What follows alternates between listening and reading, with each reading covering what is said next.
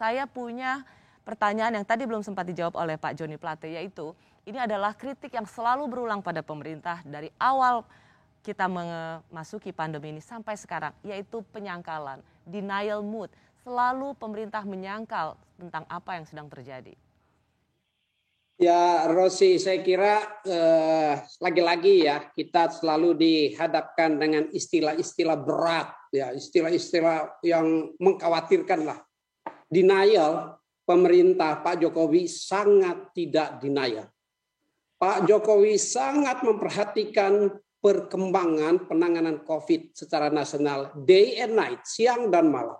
Aktivitas Pak Jokowi itu paling banyak justru fokus menangani pandemi COVID-19 ini. Jadi tidak ada itu denial itu. Dan yang harus kita sadari yang ada itu apa? Yang ada adalah adaptasi dan agility. Ya, penyesuaian kebijakan akibat dari perkembangan COVID itu sendiri. Kita tahu pada saat awal dulu kita punya yang namanya program PSBB.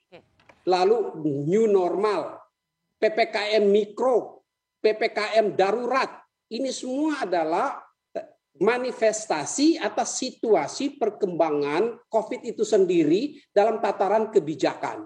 Nah, yang menjadi soal kita pada saat satu kebijakan diambil, dan kebijakan itu diambil bukan aja parameter tunggal.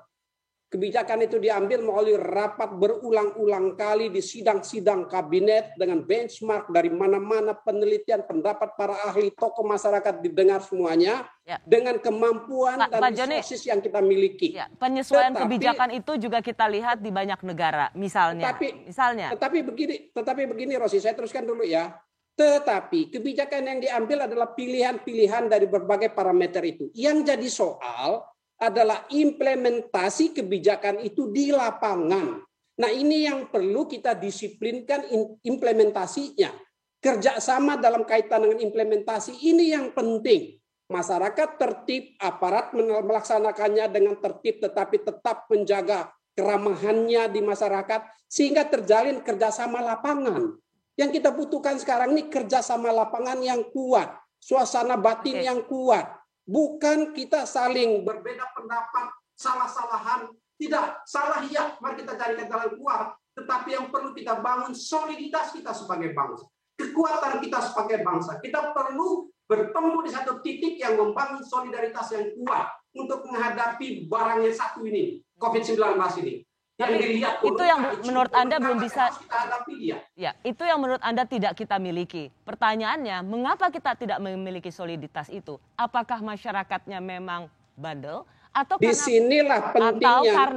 maaf Pak Joni, atau karena pemerintahnya tidak dianggap kredibel sehingga publik merasa tidak perlu lagi mentaati pemerintahnya? Saya mau ke Mbak Irma dulu. Saya kurang setuju dengan itu. Sebelum itu saya harus luruskan dulu, Rosi. Biar kita dengar dulu. Ini bukan soal percaya tidak percaya saat ini. Kita membangun solidaritas. Persis, solidaritas membangun itu, kekuatan. Pak Joni, solidaritas itu membangun itu kekuatan. Sudah terbangun bahkan dari akar rumput, Pak Joni.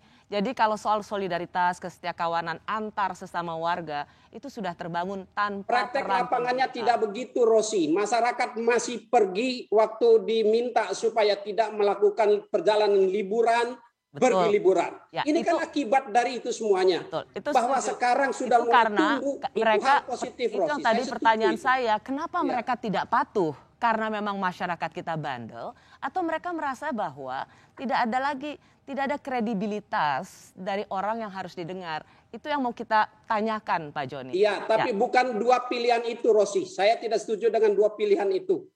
Ya, saya tidak setuju dengan dua pilihan. Kalau kita dihadapkan pada pilihan itu, kita menjebak masyarakat untuk terlibat pada pilihan-pilihan ekstrim. Kita membangun solidaritas ini, kekuatan bersama itu yang perlu kita bangun.